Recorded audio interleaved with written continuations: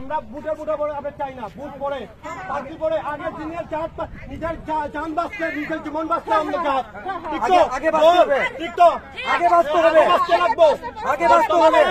বর্তমানে তারা এসডিপি আমি বারবার ফোন করছি, এসডিপি আমার রং নাম্বার বলছে, রং নাম্বার বলছে বারবার। এটা আপনার লোকটারা নিচে কেমনে নিচে আমি পরিকল্পনা ডাইরেক্ট করে দিই।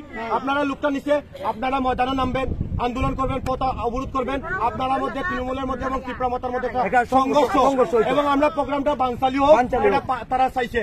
তৃণমূল এবং তীব্রমাতার জুটের আবহাওয়া চলছিল না, দেখছিলেন না আপনারা, সেটা বানচালি তারা করতে চাইছিল, করে আটকাইয়া আপনারা আর আমরার মধ্যে একটা ডিভাইড সৃষ্টি করতেছে।